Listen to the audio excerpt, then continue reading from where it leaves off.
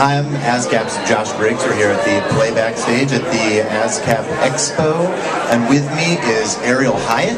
Hello. Yeah, give it up. Yay. Ariel Hyatt is a music publicist and social media strategist. She is the author of 2 books. Her latest is called The Musician's Roadmap to Facebook and Twitter. Ariel, my first question, you are a repeat EXPO guest. Yes. We like having you here. I like being invited here. Well, good.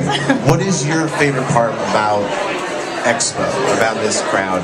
I think EXPO is really special because you get high-level artists that are already massively famous sharing their advice with artists that are emerging. The networking opportunities are ridiculous. You never know who you're going to be in an elevator with or in the hallway with. I see really high-level networking happening here, and I think that the information is wonderful, and frankly, the sponsors are top-notch. So I think you kind of get the triumvirate. Sure, yeah. What would you say is like a good networking tip? If you're at an event like this, you're at the EXPO and you're walking around, how do you get that foot in the door? How do you kind of crack into that a little? I spoke on the panel yesterday with an artist named Laura Ropé, and she said something amazing. She said, if you're trying to network in the music business, never look at someone like a mark. Which, it can feel like that, right? I mean, you see people in the hallway like with their stuff, and it's like, it's like, that's never ever going to be an attractive way to present yourself. I think networking 101 is ask in your mind, how can I help? And I mean, you might think like, oh, I'm just a small songwriter or just an emerging artist, or I can't help that guy, but you probably can. And so it's just keeping in the back of your mind that you are a useful asset to that person, and not that that person is up there and can't be touched. I think the artists that I have the most fruitful relationships with that go on for years are artists that called my office not wanting something, but just said, here's what I do, can I help you in some way? And they did. And then I helped them in some way, and then it became a copacetic relationship. Right, the trading of services and services or knowledge, or just, how about a good restaurant to eat at? I mean, there's like the littlest things that you can help with. Now, your newest book, Musician's Roadmap to Facebook and Twitter, writing a book about social media, like what are sort of the challenges you face with that in terms of, Oh, funny you should mention that. Yeah. I wrote the book, it went to press, I clicked on Facebook the morning it was on the presses, and Facebook changed. So I had to stop the presses, literally. Wow. Did you get to hit a big button? No, I had to spend a lot of money, so that sucked. But so that's the problem with emerging technology and platforms like Facebook. They do change their rules, and that's why we have digital uploaded versions, so we're consistently sending out updates as Facebook and Twitter emerge. That's great, and I'm sure it's full of general tips that even regardless of the medium are unique to social networking as a medium.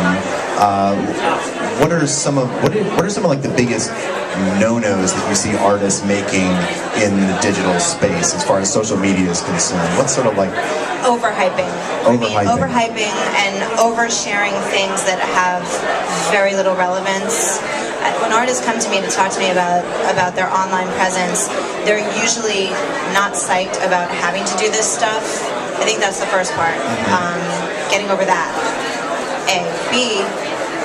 Understanding that just saying like, hey, buy my stuff, hey, check me out, hey, I have a show, hey, that's not sharing, that's not engaging, that's just billboard action, that's not okay. That's just a one-way screaming into the void kind of conversation, and that doesn't resonate with people.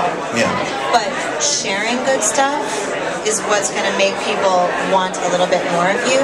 So I think the biggest no-no is to just think of these platforms as a place to sell your stuff. It's not a place to sell your stuff. It's a place to have an engaging conversation.